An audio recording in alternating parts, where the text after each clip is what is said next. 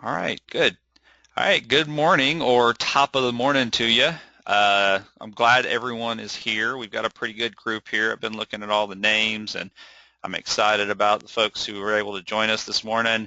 I'm still excited about all you folks who are going to listen to the recording as well, because you guys are just as awesome, because I know you're out there busy and working hard and just doing your best for these kids and these teachers. But I'm excited that everyone is here today, and we got a couple of things on our list. Uh, by the way, happy St. Patrick's Day. I hope you like everyone's Irish on March 17th, right?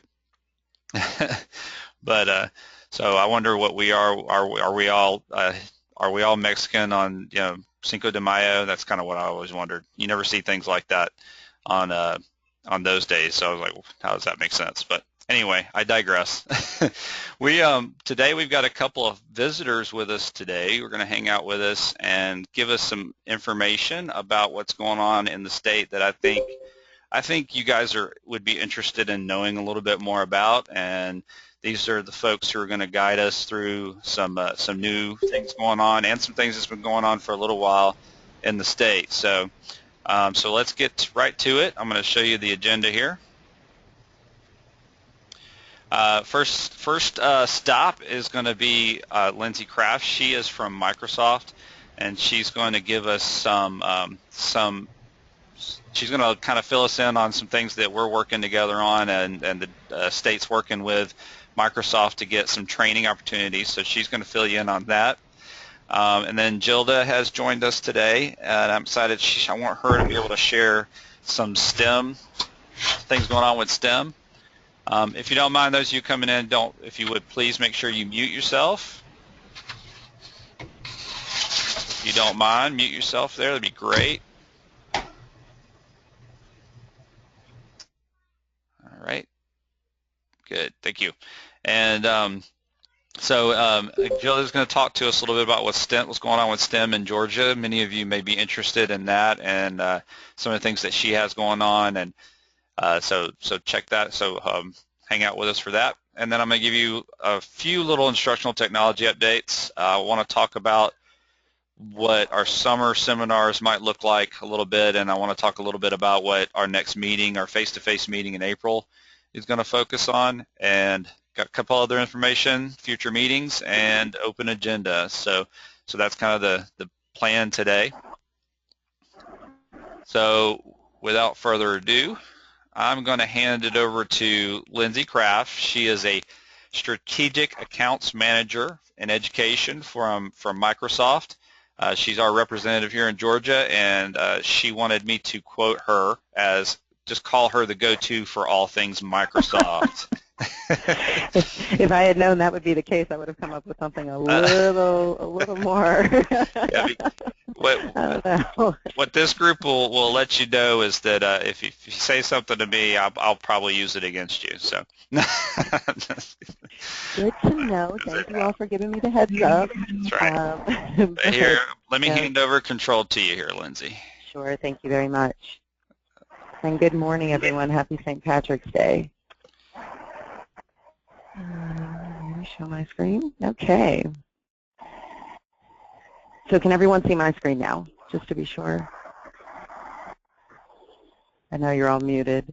Thank you. Okay, I appreciate that. So again, my name is Lindsay Kraft. I'm the Strategic Accounts Exec for Microsoft for Education, and my job really is to work with educators in the classroom and then sit down with individuals in the governor's office and the board offices at the state and various districts to make sure the educators get what they really need.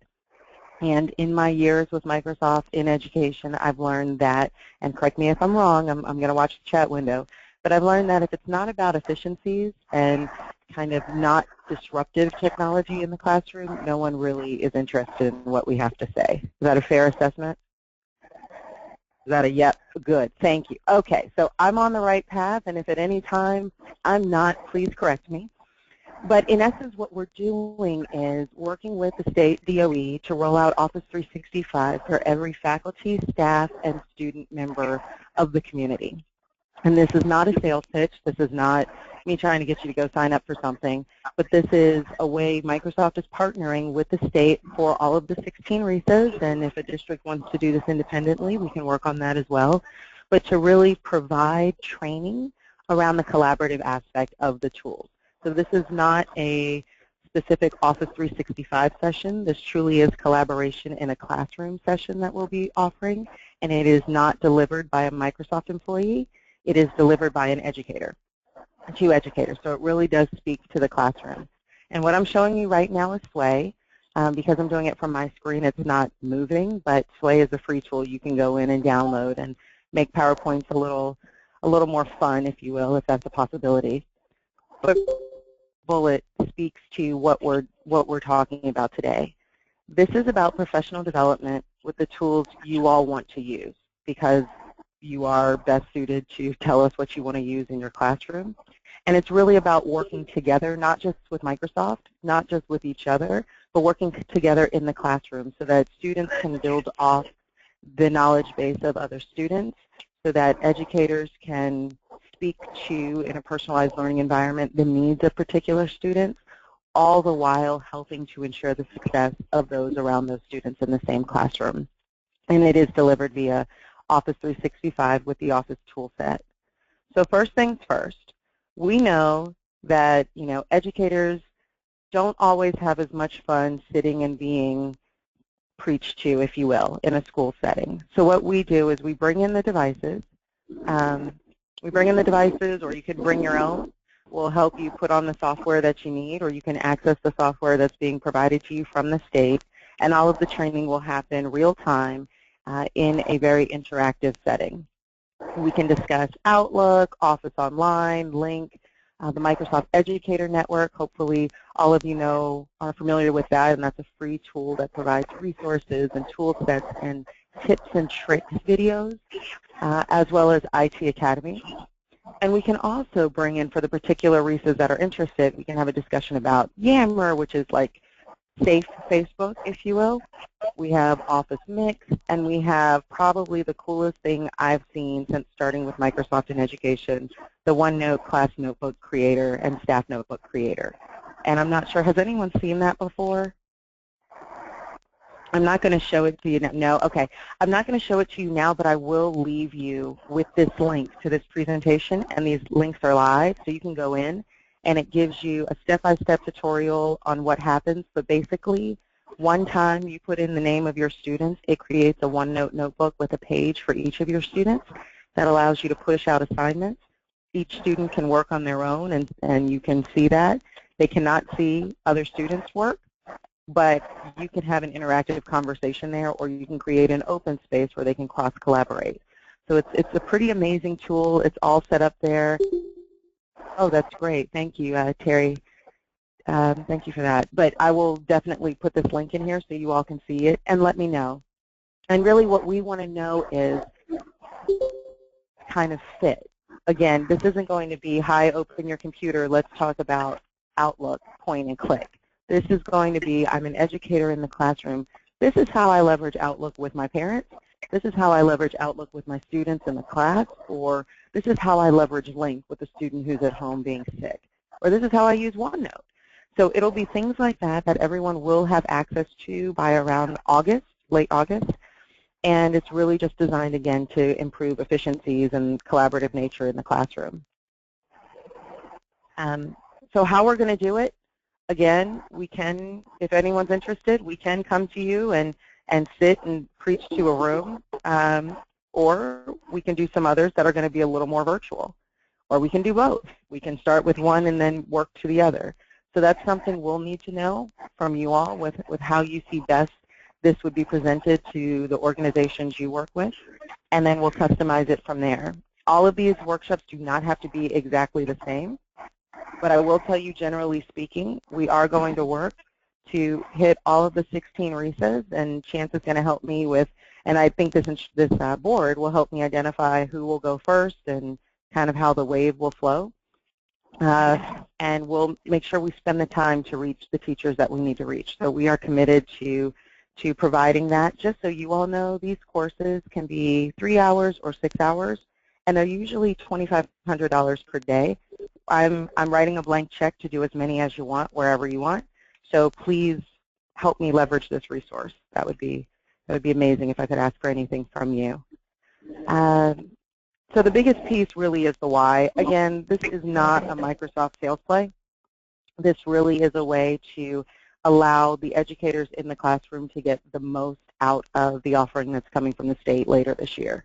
No one has to use these tools. You don't have to activate anything. If you never use OneNote Class Notebook Creator, I might want to talk to you a little bit, but that's okay. We're not here trying to necessarily reach a goal of 100% adoption. We are, however, trying to work to take anything off of the IT team or instructional technology team in the district from a training perspective. So apparently I have to wrap time now. When someone does complete the training, they will indeed receive an Innovative Educator Certificate, and there are badges available that can be put on Facebook and LinkedIn, as well as the Microsoft Educator Network to show the community that you know what you're doing in particular areas, and you can highlight that and receive asks and questions from around the globe from teachers trying to do the same thing. I'm sorry, was there a question? Okay, sorry. As for the question around the PD 360, we don't have a way to populate this into that. This would be something outside of that, so I do apologize if that doesn't align particularly, but as the organizations are separate entities and this is kind of a proprietary training, we just don't populate it into that type of system. But we do have the educator network that we might be able to overlay some of the quick tip videos and elements of that nature into PD 360. So I can look into that. The biggest question right now is when do we want to start? Where do we want to start? And then, you know, based on that, I know with testing, April's probably not the best time. It's probably not the best time, but if you all let me know, that's great. And we are here to support you. We're here to team with you. You know, and this is when I'd ask you all to come off mute because we want to define success. What does success look like? And I do understand that there are every vendor is coming out with professional development and tools and tricks to use. What Office 365 really is, it's not a tool, it's really a platform, and there are particular tools we can call out to help enhance the efficiency in the classroom. But if this is too much of an interference with what the district is doing or what some of the classrooms are doing, we don't have to speak to it in that section. I just want to make sure we're doing all we can so that when the state rolls out the student backpack, you all have what you need to use the tool successfully. And in Ben Hill, okay, I know you're working with Anastasia, so I've been working with her as well. We do have some Windows 8.1 training and OneNote training, which is pretty amazing there, so please keep me posted on how that goes. But other than that, I just want to thank you for the opportunity to speak. I know this is probably not the way you wanted to start a Tuesday morning with someone from Microsoft speaking to you about some tool sets, but hopefully you do see a value in this, and if nothing else, I will certainly leave the link to you so that you can see the OneNote Class Notebook Creator and have the power of that in some of your classrooms. Recently, Holly Springs Elementary, which is a STEM elementary school, and this can be our transition into GaDOE, they recently graduated every teacher and every administrator on the Microsoft Educator, Innovative Educator platform, teaching the entire course in OneNote. And so now you have a school that was named, it's a Title I school, named to be a STEM academy with educators who really don't know STEM that well, leveraging technology in their classroom to work with their students. And the principals noted they're actually seeing some increases. So pretty amazing stuff out there to use as you see fit. But with that, are there any questions or concerns? Sure. Absolutely, Jim. Absolutely. If I can interrupt for just a moment, going back to Debbie, your question about the backpack rollout. Yeah, if you're, I think I've tried to mention it before. The Microsoft tools, these tools that she's talking about, the state is in a contract with Microsoft to get all of these tools available to students and teachers and districts. I mean, these tools are going to be available to everyone, and so that the rollout is looking, I think in fall. I think is that what you said, Lindsay? I think we said August. Yeah. Is that right? Huh? So hopefully the tools will be available to everyone in August. And as far as how it ties into the SLDS and the one-stop login type environment, we're still working on that, but we are shooting for a goal of August to have that one-stop shop, that one place where SLDS and Teacher Resource Link and the Learning Tool and all of these Microsoft tools and all of that is all in that one place, and of course that goes through your student information system. So yes, we are looking at a lot of that being available in August. That's really the goal. That's where we're shooting for. Yes. So are there any other questions or concerns? Anything off? Yeah, Jim, we definitely want to talk about getting down there to Okefenokee and getting a training set up. You guys have a lot of folks there who probably don't have a lot of opportunity to do something like this. So yes, let's talk about getting some dates set up for you guys. Let's do that as soon as we can. That'd be awesome. Perfect. Well, what I'll do is I will leave the link in the window. Again, there's the OneNote Class Notebook Creator and tips and tricks in there as well. But if there are any questions after the fact, just reach out to Chance and he can bridge the introduction there. And I'm happy to work with you on whatever is needed there or answer any questions that might come about down the road. So thank you again for the opportunity to speak this morning, and I look forward to working with all of you for some of this free professional development. Thank you, Lindsay. If you don't mind, take that link and just copy it and paste it in the chat box. Everyone can get a hold of it there. And then I'll also post that link on our wiki so that everyone can access it from our wiki as well. Does anybody want to ask any questions that might be a little harder to put in the chat box before we move on?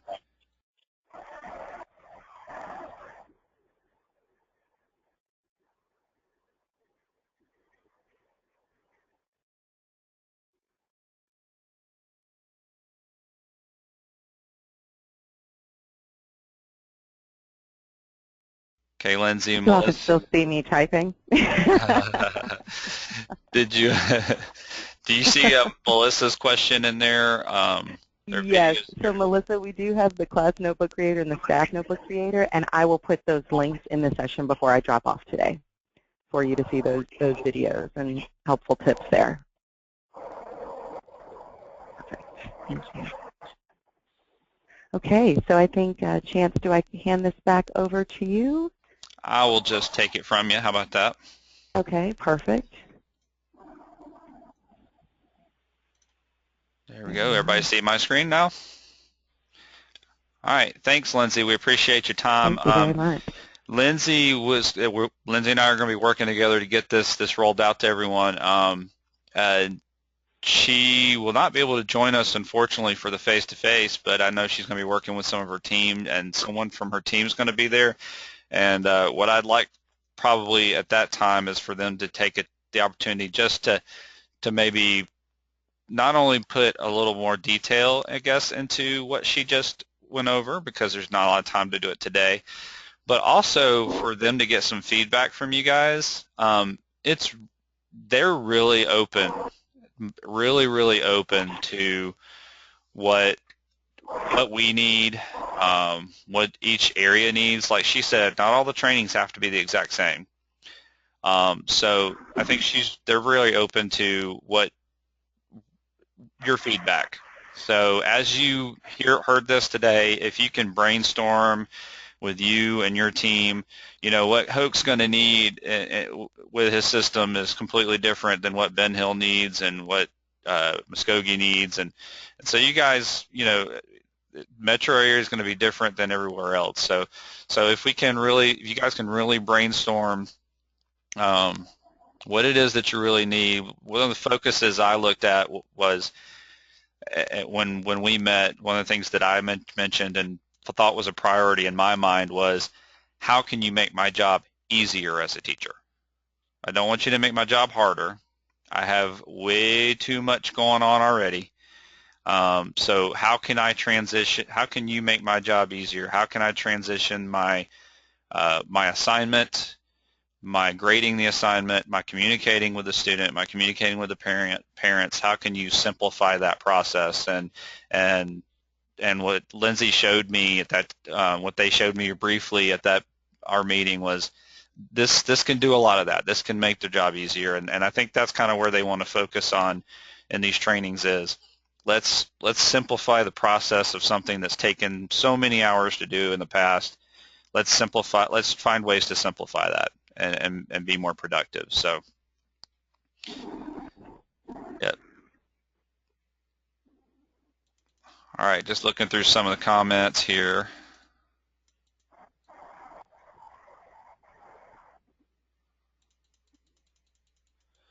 Okay, so pre-service teachers, those would be teachers who are in college programs and preparing to get into education as teachers.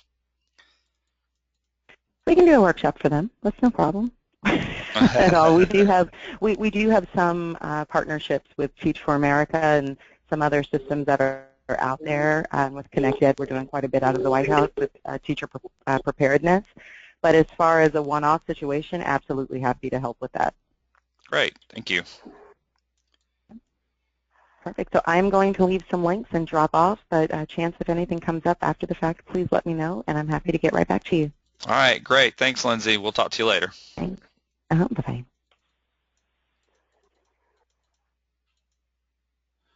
All right, I'm just kind of looking through some of the other questions. She had to go. She's got another meeting to get to here. Just kind of looking through what everybody said. Anybody want to just speak onto anything? Speak about any of this?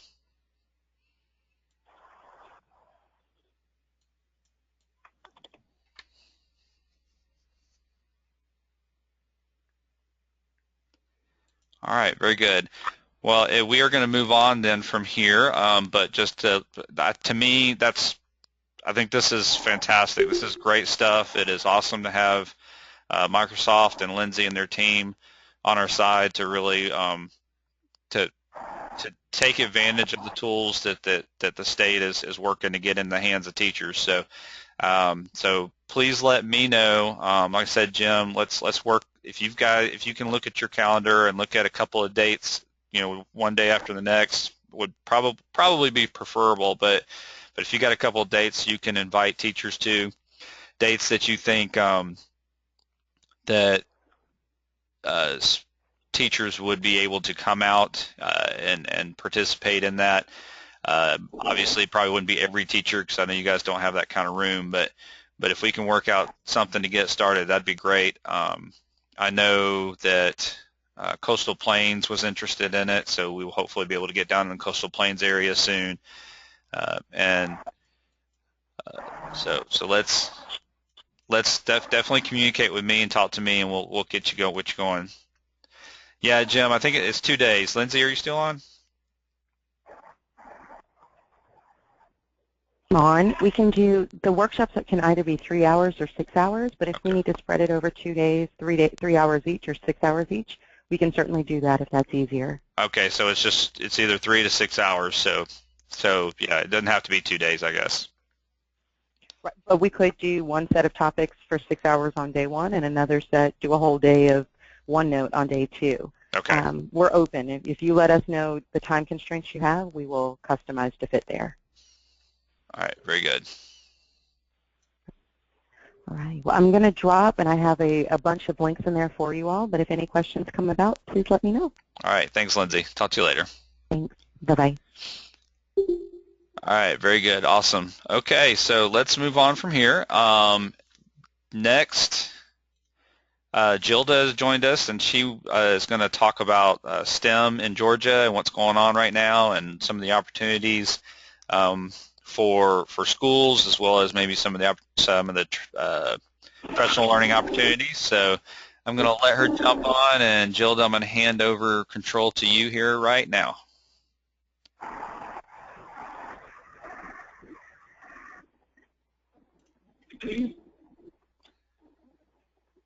All right, should be in your hands.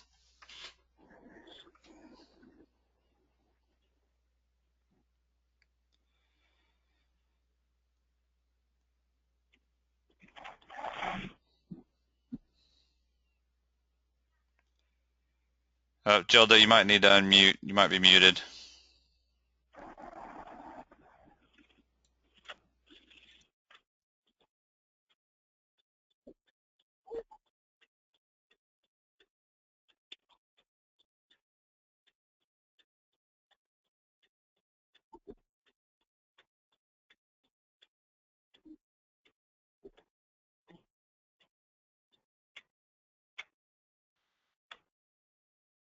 And is that clear yet?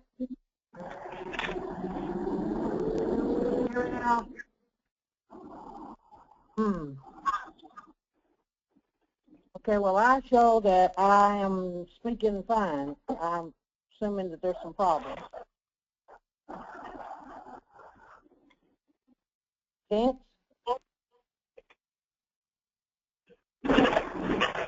Okay, so some people hear me.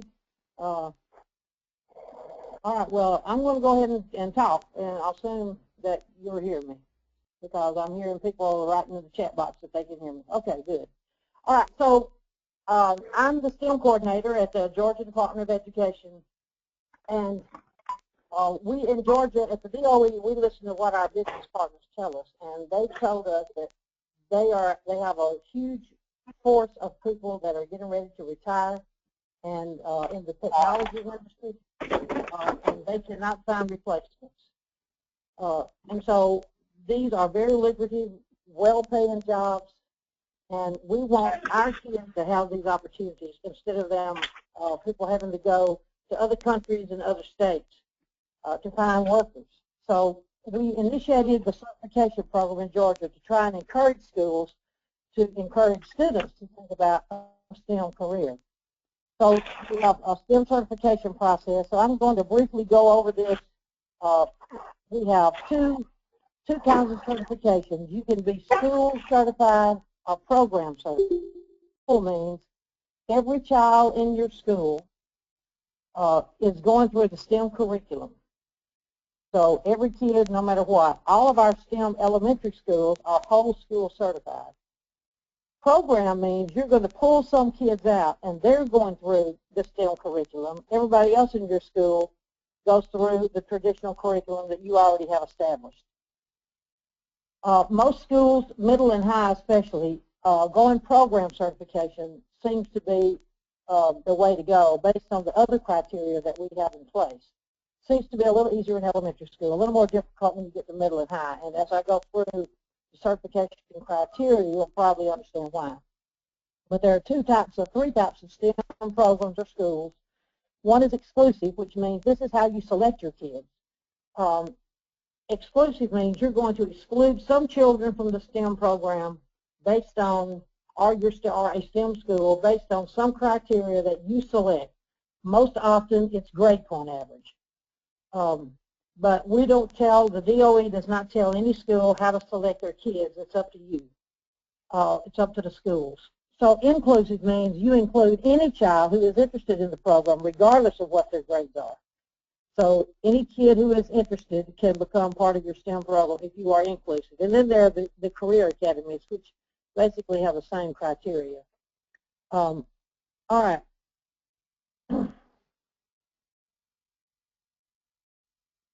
All right, so I'm going to quickly go through the criteria that we have in place.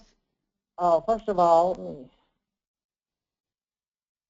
we need to know who your students are in the school. We need to know who the kids are. They have to be designated if you're going to do a program. And I'm going through the program because that's the one that most often we see rather than whole school. So we need to know who your kids are and what is your plan for those children for the next 3 to 4 years.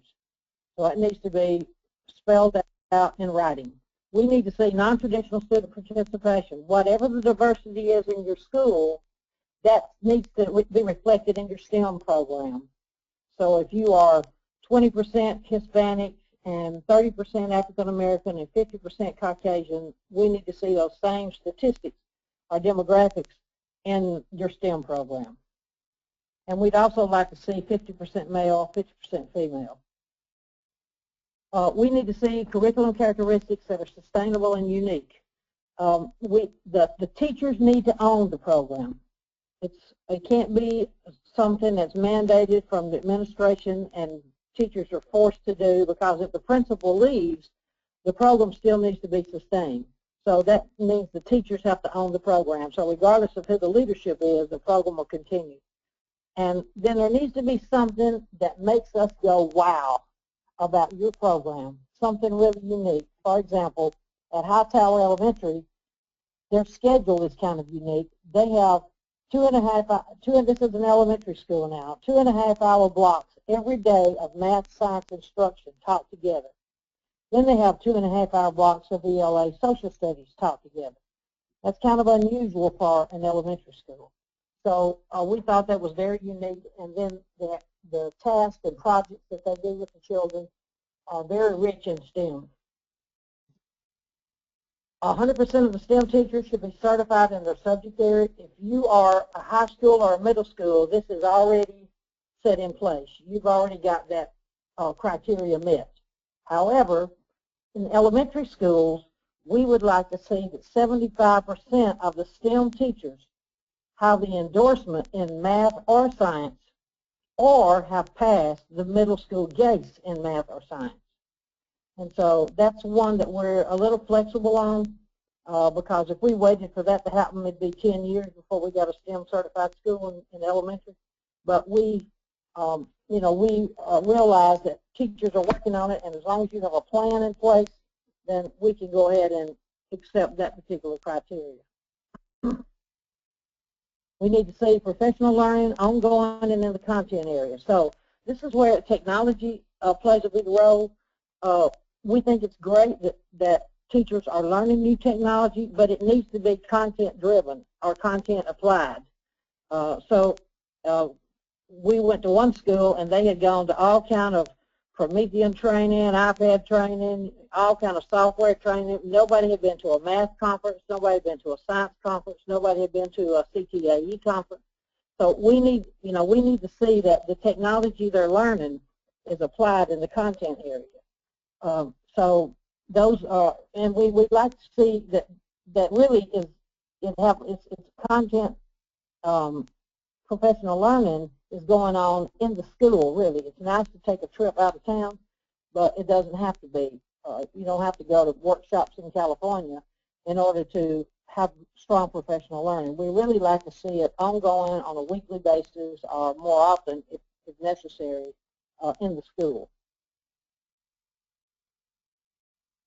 Now, this is an administrative piece here.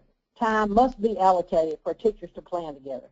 If a principal does not fit that into the schedule, you're not going to have a STEM school, because this is what makes STEM different from science and math as we've always done it, is that now it needs to be taught together. And that doesn't mean it has to be taught together every day, but oftentimes the togetherness comes about with the projects that kids do, where they have to apply what they've learned in science and math and see the relationship. So they have to have instructional time together.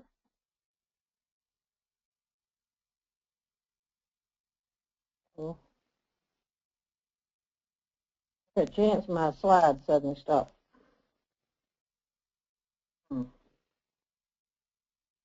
Your slides. So my screen is frozen or something here. On your computer? Oh, there we go. Okay. Okay, here we go. It's back.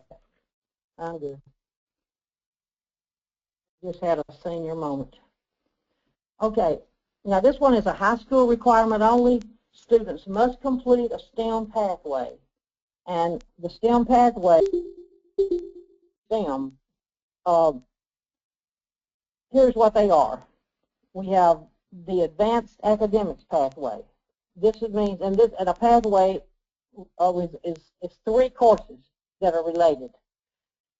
So a STEM pathway is the advanced academic pathway, where you have 3 advanced placement courses in math and science. That would be the advanced academic pathway. Or more often, we see students going through the CTAE pathways. Here are the ones that we consider STEM.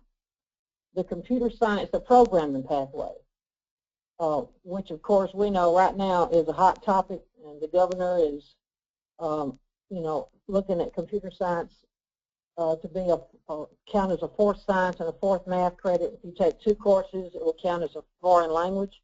So there's a huge movement toward increasing the rigor of what our children are learning to do with computers. So we're excited to see that. The programming is a huge need in this state. There are thousands of jobs in Georgia where computer programming is an essential.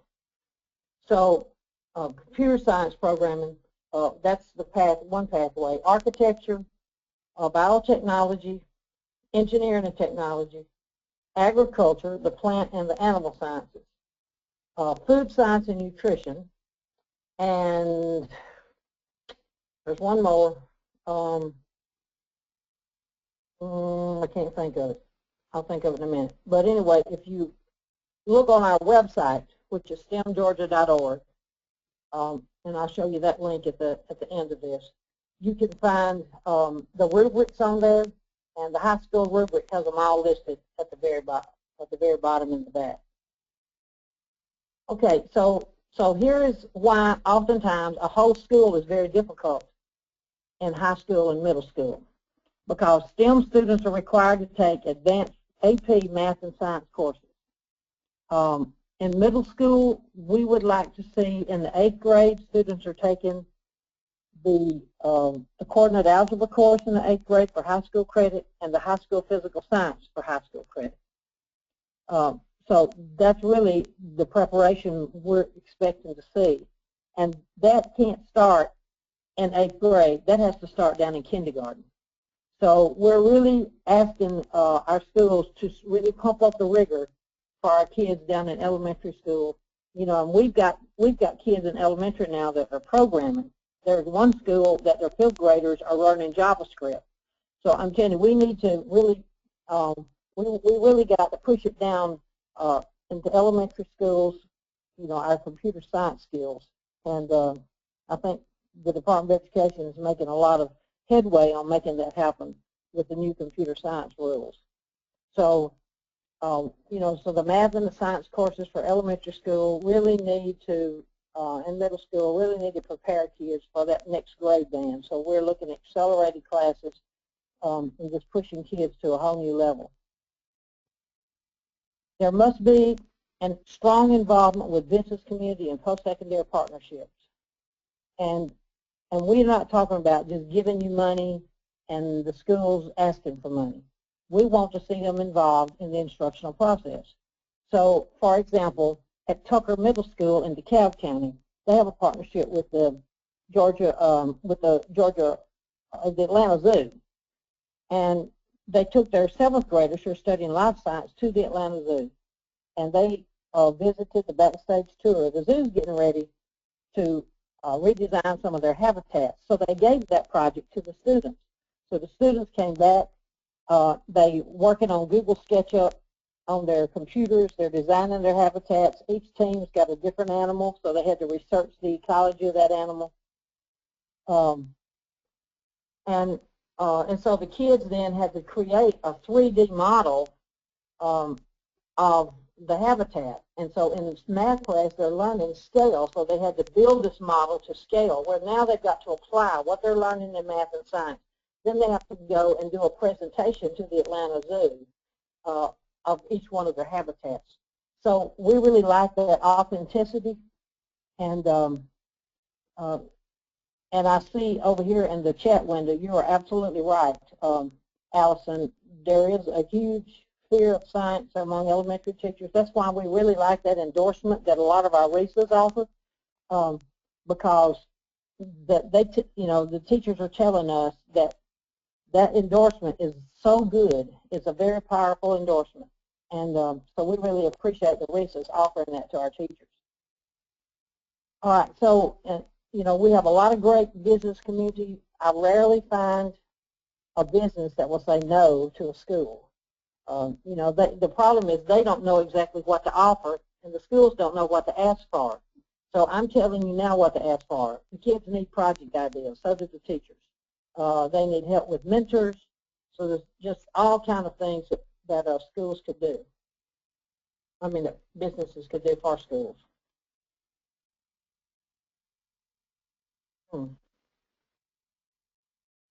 Screen keeps freezing on me. I don't think it likes to go to meeting. Okay. Okay, we need to see that students are involved in math and science competitions and CTA competitions on a regular basis. Everybody doesn't have to do everything, but everybody should do something. And this could include all kind, and let me go back to that. This could include, it doesn't have to be, going to a science fair. It could be robotics competitions. It can be a web design challenge.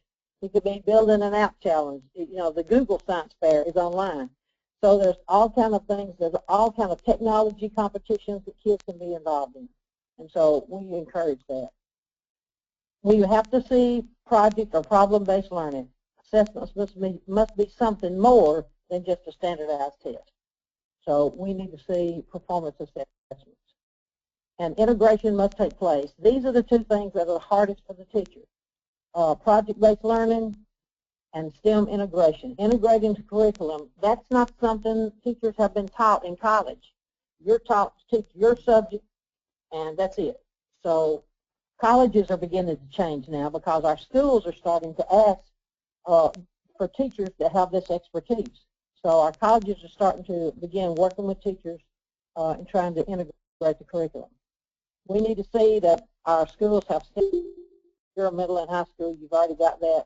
A lot of elementary schools, they are creating STEM labs, but the lab is what is beneficial for you as an elementary school.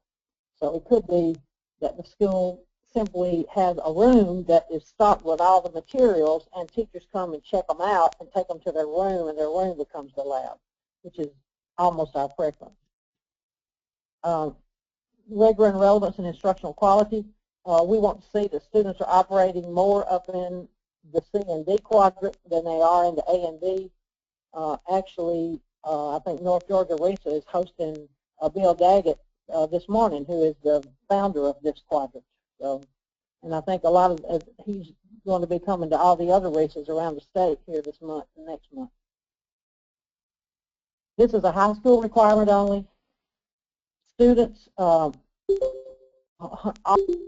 in high school must do an internship with a business and or a capstone project before they graduate from high school. So this is a high school credit requirement only. Okay, we need to see effective technology integration. So we need to see that students are producers of digital content, not just consumers of digital content. So what we find most often, we go in and kids are just looking up stuff. And we want to see that they are publishing, that they're presenting, that they're making, publications that are classroom blogs, that they're producing wikis, that they're putting things out on, lots of different media that's digitally focused. So if y'all could help with that, that's something our teachers don't know how to do. They don't have the expertise to know how to manage kids doing that, how to monitor it, and that's an area that we see the most need. I see too many schools where kids are just looking up stuff, and so basically the computer is a fancy encyclopedia, and so that's not what we want to see happen. We want to see the integration is seamless with science and math, and that not just computers, but as you can see in this picture here, where kids are using probes and all kind of other technology. So the technology is not always just about computers or iPads or tablets. We want to see that lots of probes and other things are being used to collect data, analyze data, and then kids have to argue from evidence. The accountability, this is something we're having to put into the rubric now because you must have your test scores. I mean, this is one of 15 to 17 criteria that we have, but it's important. We cannot certify a school if 75% of your kids are not passing math and science standardized test scores. I mean, we've got some schools that are applying, and only 50% of the kids are passing math and science. Well, we can't put our stamp of approval on you if the children can't pass math and science. That's the whole point of a STEM school, is that the kids are excelling in math and science. So, the accountability piece is important, and so some schools need to work with their test scores. So, we've got a mission of 303. We're trying to get 300 schools certified in 3 years. Right now we have 14, and we're in our second year, so we got a ways to go. But we have about 500 schools working on certification. So here are basically the schools that we have certified already. Now keep in mind that every school, any school in the state can call themselves a STEM school, but that doesn't mean that we've certified them. So they can call themselves what they want, but you can see the problem. Most of the schools are centered right here around the metro Atlanta area. But we have schools all over the state that are working on certification. And the one, Forsyth Central, just received certification. We've not awarded them their official banner yet, but they're going to be added. So we have 14 schools. But we've got about 52% of our school districts are working on STEM certification. So here are the counties that we have at least one school working on STEM certification. So you can look and see if the area where you are, if you're one of the RESAs, who in your area are working on certification. And I could certainly get you the list of schools that are working on it if you are in need of that. The schools kind of let me know and keep me updated as to who's working on certification and who isn't, so I kind of have a pretty good idea. And if any of you want to know that list so you'll know the schools, I'll certainly give that to you. But you can see that down in South Georgia, we've still got a few gaps that we would like to fill. And we've got one or two up in North Georgia that we have a few gaps there. But pretty much we're doing pretty well across the state. We have Girls Adventures in STEM next week at KSU. We'll have 600 middle school girls coming in. Okay, and Donna, you were asking about what is Tier 1, Tier 2, Tier 3. That's my designation. Tier 1 school is one that is almost ready for certification. It usually takes about 3 years. A Tier 2 school is about a year away from certification. A Tier 3 school they're just starting. So that's my designation, so I'll have an idea of where the schools are. So I hope that answered it for you. But anyway, next week at KSU, we got all kind of STEM activities going on as part of the Atlanta Science Festival. KSU hosts it every year. Last year we had an astronaut that came. She spent the day with the girls. We do this every year. We've been doing it for about 4 years. I have a STEM Teachers Academy. I have 2 of them this summer.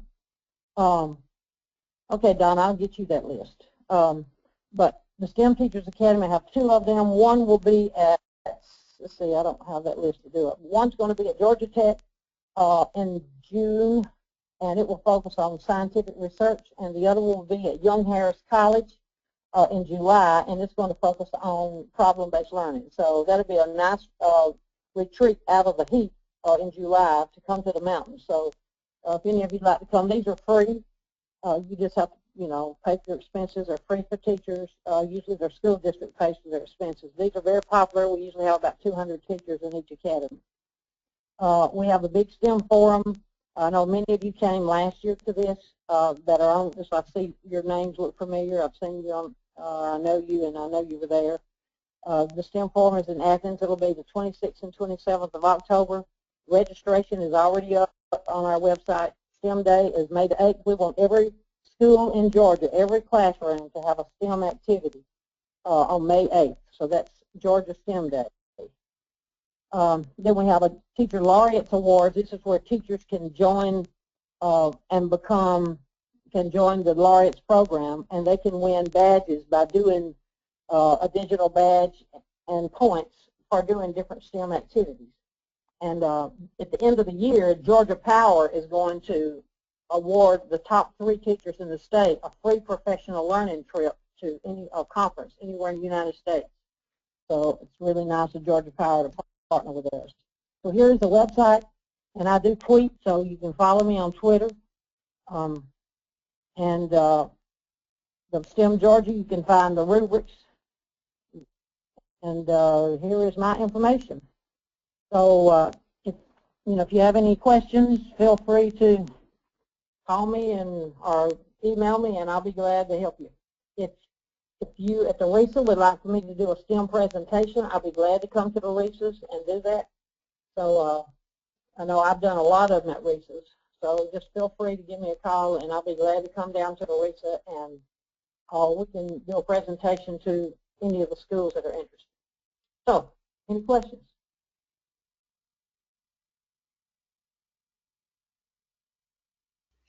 Hey, Gilda, all the things that you talked about, all the different events you have those on your website, right?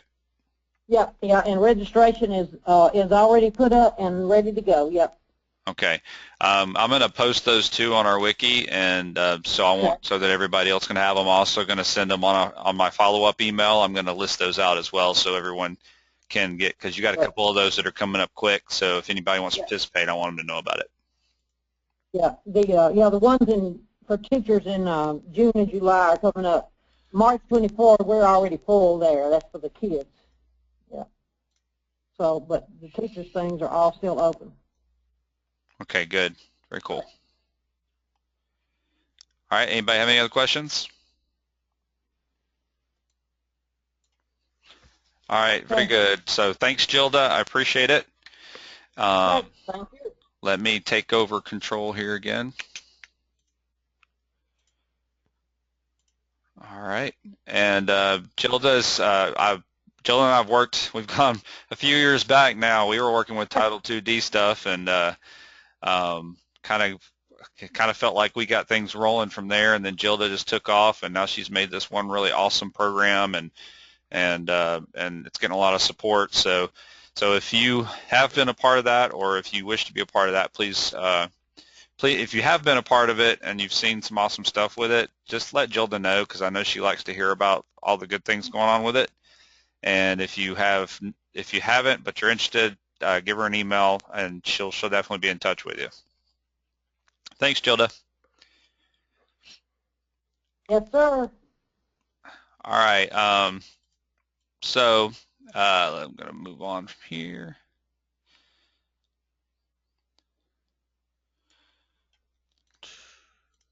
All right. So next thing on the agenda is some of the things that I'm trying to put together for the summer.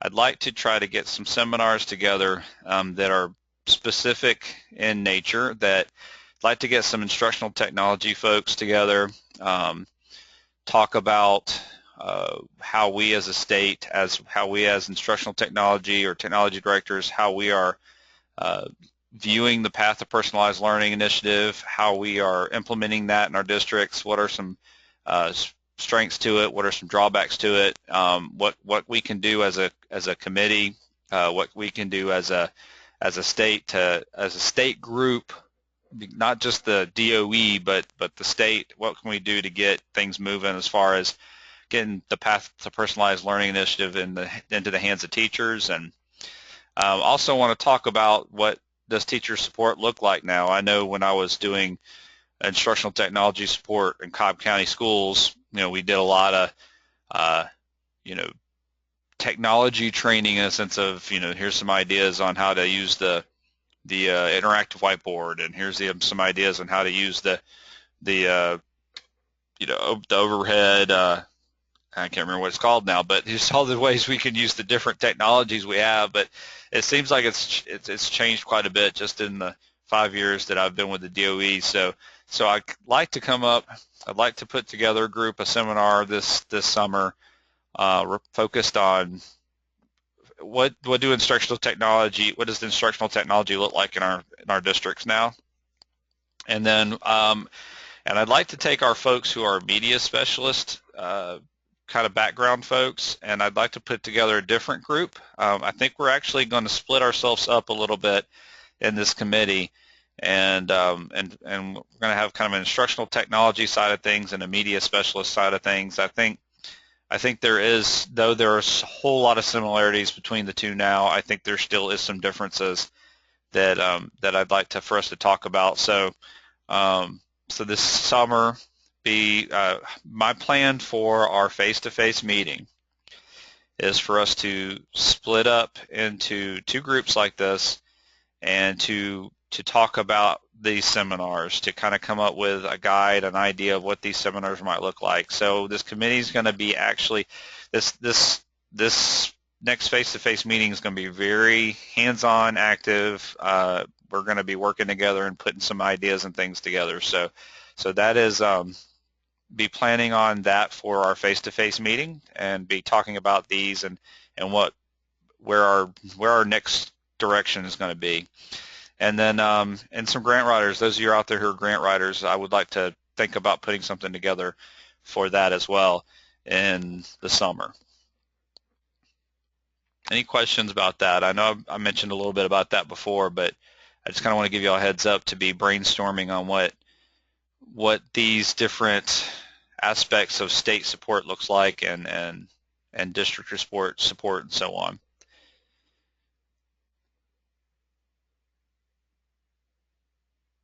Yeah, Lee, I know you are, man. You're ready to go. And you and I are actually going to talk here real soon. I'm probably going to give you a call next couple of weeks. Anybody else? Actually, yeah, okay. Let me just go ahead and do this. All right, so other opportunities. I know this is next week, so it's kind of all of a sudden, but if you haven't heard about this, please go check this out. Future Ready Schools Seminar is in Atlanta on March 25th, 26th, next week. Unfortunately, I will not be if you've not heard about this, this is a collaboration. It's a free seminar for both days, and it's a collaboration of technology directors, technology support, instructional technology. It's about getting it's future ready schools. It's schools and it's classrooms that are prepared for the future. What does that look like? And if you want to be part of that discussion, this seminar is next week on the 24th and 25th. Is there anyone in here who has heard about it and is planning on going?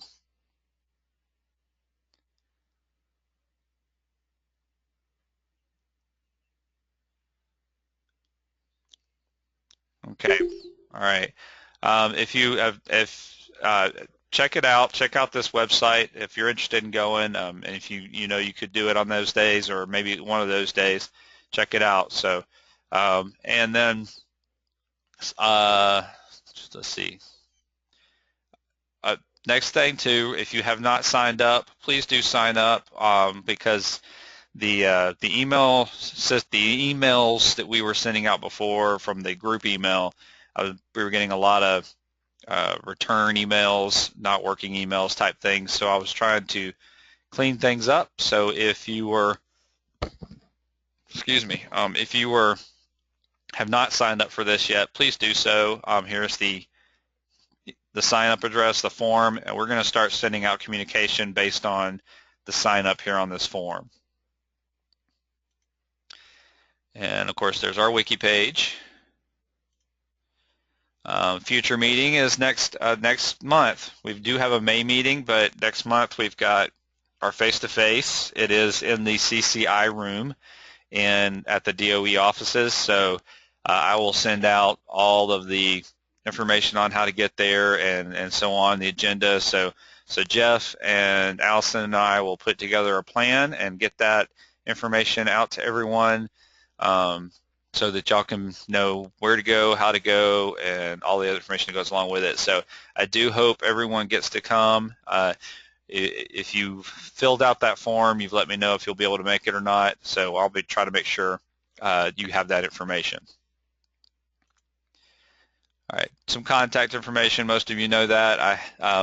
Just to kind of give you a heads up on a little bit of changes, Bob has kind of handed over reins to me for the instructional technology as far as state.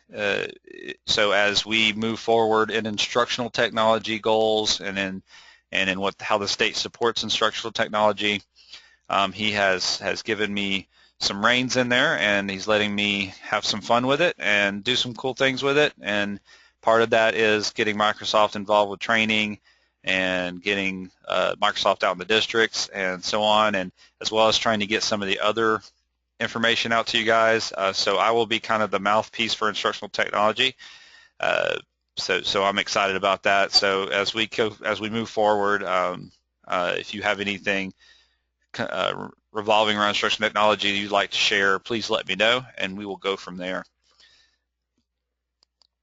Visionet, I see that you've got some stuff on there, events around the city. Awesome. Okay, Atlanta Science Festival. All right, I will make sure we need to get that posted on the wiki, so I will try to be sure to do that. Danita, you taking notes for me? You're good at that.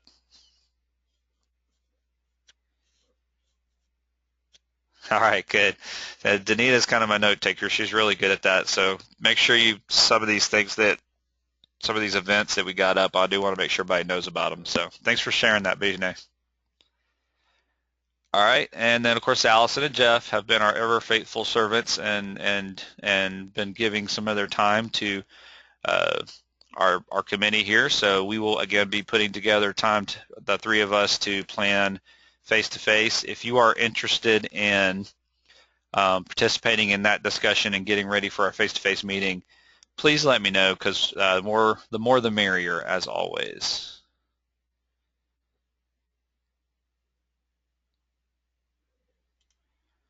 All right, so I do have an open forum, and part of that open forum, I am going to kind of call out Angela Bacon a little bit. Angela, are you still with us?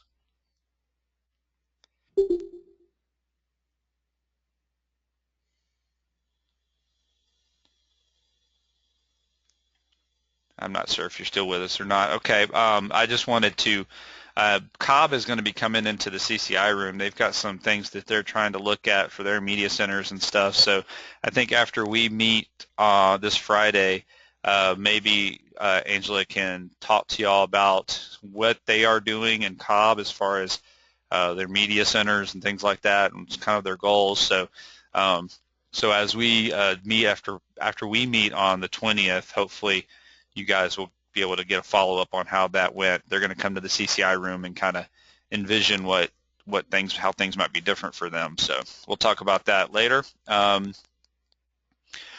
seeing on here, let's see, Lee, get your hands on the LMS. You're talking about the online classroom, the learning tool, as we're calling it now, where the teachers will have access to the online classroom through the student information system. Is that what you're talking about? Okay. Yes, we do have, Clark County has been piloting it for a little while now and evaluating it and working on it, and they are they've kind of been messing around with it a little bit, so we've been moving along with them. I think Jackson County is that right, Danita? Isn't it Jackson County? I get my counties all mixed up. Yeah, so Jackson County is now piloting it, and I think it's going, the last feedback I got on it was going really, really well in Jackson as far as how it's gotten started. Everything's being set up. I think the teachers are received training on it. So we are finishing. We're going to be finishing up that pilot with Jackson County, I think, first before we start opening it up again. So as we get more feedback from Jackson County, as we make some of the tweaks that are being requested from both Clark and Jackson, we'll start opening it up. So be sure that you stay with me. Keep reminding me that you're interested in that, and if that your system would be interested in participating in the next rollout of that, because we won't be able to roll it out. We won't roll it out to everybody all at the same time. It's going to be kind of a slow and steady process. So if you are interested, don't let me forget that you're interested. Keep reminding me. Also, I'm going to go back here on my PowerPoint. Please be in contact with Carol Moore, because she is the lead as far as learning tools involved. So if you want to give Carol an email and just say, hey, as you guys are rolling out, we are interested. Please keep us in mind. Then she'll get you kind of on probably their little waiting list on it. So with that being said about the learning tool, it is extremely important that your teachers are using SLDS, are very comfortable and familiar with SLDS, as well as the teacher resource link, and it might help to give them some experience with knowing how to load items and things like that in a digital format. So yes, it would be great to get you all the systems involved, but first and foremost is to get them aware of SLDS, and because the next step would be parent portals so that the parents will be able to access the SLDS data and resources. And once the parent portal opens, then it would be the learning tool, because they won't be able to access the learning tool without having a parent portal or in a student portal. So it's important to make sure that that your teachers are well trained and versed in what's available in there, so that so if a parent comes to them, they're like, the teacher's not like, whoa, what are you talking about? I don't know what you're talking about. so that's kind of the process. Again, there's a checklist to that, and Carol can always send you that.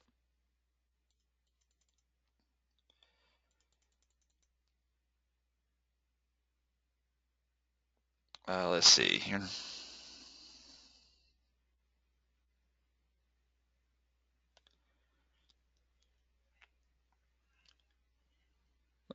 So Lee, are you able to give me a little bit more information? Can you talk on a mic? Yeah, I can. Can you hear me? Yes. Okay. So right now we're in the process of building some online courses for our students that we're going to host here locally. And again, I've heard that through the states, I guess through the learning tool, I guess my impression that I was initially told was it was going to be sort of an LMS that we could kind of build our own content and host our own stuff and deliver courses online. Is it more of a content management, or is it actually something where kids can get in there and complete assignments? Okay, yes. Kids will be able to go in and complete assignments. So a teacher will be able to create an assignment, will be able to submit the assignment. A student will be able to complete the assignment, whether it's downloading a document and doing it, or whether it is doing the document online, or however it's built. The format of the actual assignment is all based on on teacher creation. The learning tool is just a method of getting it to the student. Okay. And then, but however, the teacher will be able to create a grading, be able to grade the assignment in the learning tool, and be able to communicate that grade with the student in the learning tool. Okay. I'm not. If you're looking for something where you can take a whole course and put it in there, no, it won't be like that. You won't be able to create the course and then a teacher just access the course and then pass it along to the students. You won't be able to do that. No. Okay. Okay. Good. That answers my question. Okay. Good. Thank you. I would still love to see it. I've heard it's pretty amazing. I've got some friends in Clark County. Hopefully they can show it off to me sometime soon. Yeah, cool. Well, if you are interested in it some more, like I said, talk to Carol, and we might. She could even come up and give you a demonstration with more detail. Absolutely, yeah. Okay. So yeah, contact her. She'll work that out with you. Okay, cool. Thanks so much, Chance. No problem, Lee. All right. All right. Good. I'm glad that was awesome. Anybody else? Any other open agendas? Jeff, I think Allison had to leave. Jeff, anything? I know you're doing a professional learning thing right now, so. Anybody else have anything they want to throw in? Okay, so what to expect is from me. Jeff and Allison and I are going to meet hopefully here soon. Should hopefully hear from me in the next couple weeks as far as our face-to-face meeting. And what I'm hoping from you guys is to be in discussion with your teams and folks around you about what instructional technology looks like, what the Media Center looks like, and things like that, and bring that with you for the face-to-face meeting, for some collaboration, for some to set some goals, some kind of expectations as a state on those areas of instruction and instructional technology. And so bring those with you, and we will have a great time. We're looking forward to seeing you guys face to face, seeing all your handsome and beautiful faces in April, and looking forward, hoping everybody can make it. If there's nothing else, we will close out today. And again, feel free to email me or Jeff or Allison with any ideas, questions, or thoughts. All right, take care, everybody.